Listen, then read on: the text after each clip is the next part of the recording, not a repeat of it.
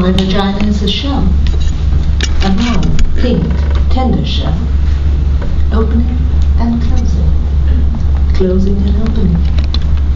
My vagina is a flower, eccentric tulip, the center acute and deep, the scent delicate, the petals gentle but sturdy. I did not always know this. I learnt it at the Vagina workshop. I learnt this from a woman who runs the Vagina workshop, who believes in vaginas, who really sees vaginas, and who helps women see their own vaginas by looking at other women's vaginas. In the first session, the woman who runs the Vagina workshop asked us to draw a picture of our own unique, beautiful, fabulous vagina. That's what she called it. She wanted to know what our own unique, beautiful, fabulous vagina looked like to us. One woman who was pregnant, she drew a big red mouth with coins screaming out of it. Another woman, a very skinny woman, drew a big serving plate with a kind of Devonshire pattern on it. I drew a huge black dot with little squiggly lines all around. The black dot was equal to a black dot in space, and the squiggly lines were meant to be people or things, or just your basic atoms that got lost there. I had always thought of my vagina as an anatomical vacuuming, randomly sucking up particles and objects from the surrounding environment. I had always perceived of my vagina as an independent entity, spinning like a star in its own galaxy, eventually burning up on its own gaseous energy, or perhaps exploding and splitting into thousands of other smaller vaginas, all of them then spinning around in their own galaxies. I did not think of my vagina in practical or biological terms. I did not, for example, see it as a part of my body, something between my legs attached to me. In the workshop, we were asked to look at our vaginas with hand mirrors, like that. Then, after careful examination, we were to verbally report to the group what we saw. I must tell you that up till this point, everything I knew about my vagina was based on hearsay or invention. I had never really seen the thing. It had never occurred to me to look at it. My vagina existed for me on some abstract plane. It seemed so reductive and awkward, to look at it getting down there the way we did in a workshop, on our shiny blue mats with our hand mirrors. It reminded me of how the early astronomers must have felt with their primitive telescopes. I found it quite unsettling at first, my vagina.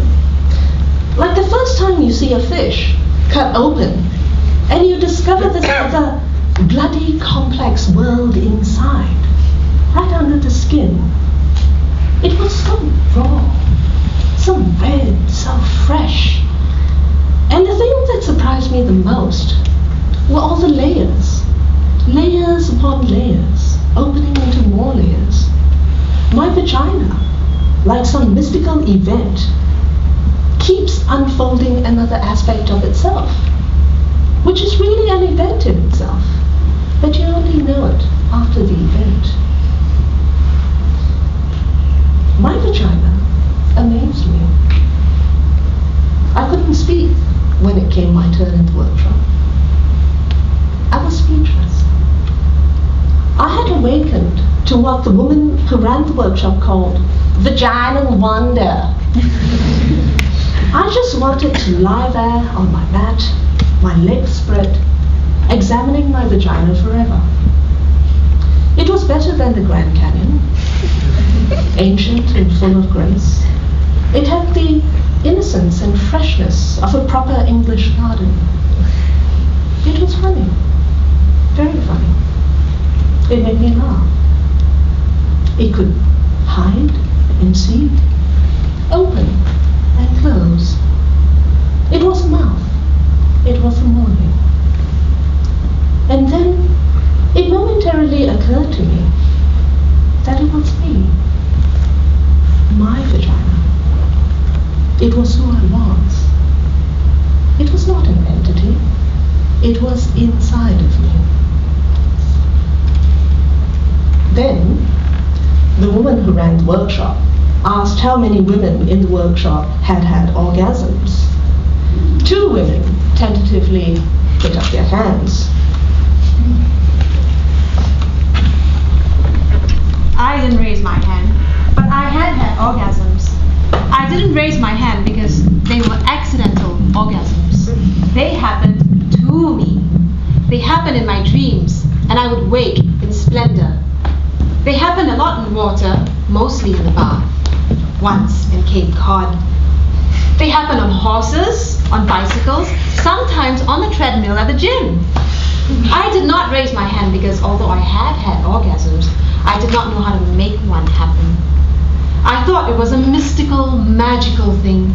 I didn't want to interfere. It felt wrong getting involved, contrived, manipulative. It felt Hollywood. The surprise would be gone, and the mystery. The problem was, of course, that the surprise had been gone for 2 years.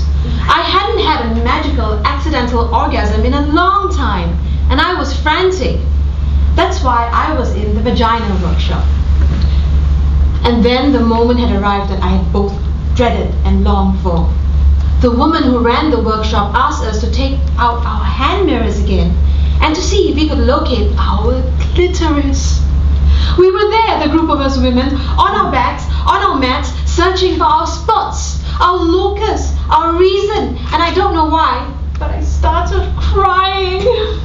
Maybe it was sheer embarrassment. Maybe it was knowing that I had to give up the fantasy, the enormous, life-consuming fantasy that someone or something was going to do this for me. The fantasy that someone was coming to lead my life, to choose direction, to give me orgasms.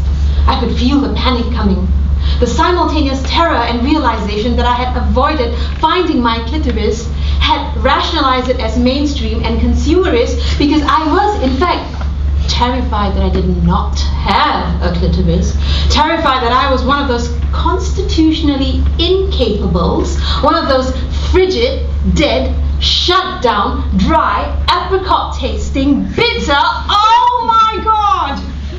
I lay there with my mirror, looking for my spot, reaching with my fingers, and all I could think about was the time when I was 10 and lost my gold ring with the emeralds in the lake, how I kept diving over and over to the bottom of the lake, running my hands over stones and fish and bottle caps and slimy stuff, but never my ring. The panic I felt, I knew I'd be punished.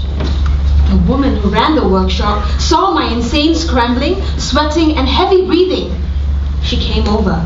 I told her, "It's gone! It's gone! I've lost my clitoris! I shouldn't have wanted swimming!"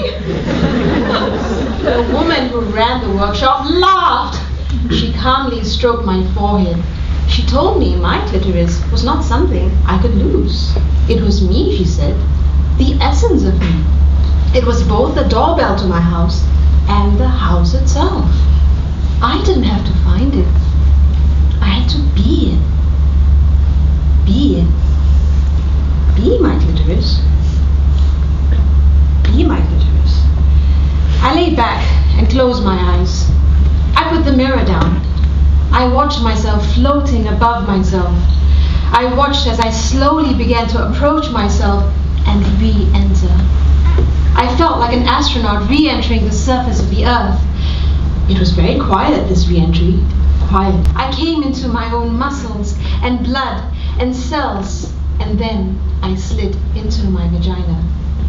It was suddenly easy, and I fit. I was all warm and pulsing and ready and young and alive. And then, without looking, with my eyes still closed, I put my finger on what had suddenly become me. There was a little quivering at first, which urged me to stay. Then the quivering became a quake, an eruption, the layers dividing and subdividing.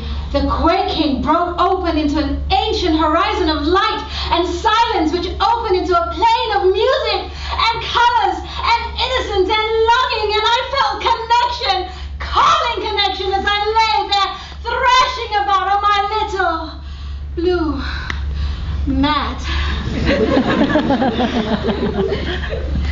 My vagina is a shell, a tulip, and a destiny. I am arriving, and I am beginning to leave. My vagina, me. Thank you.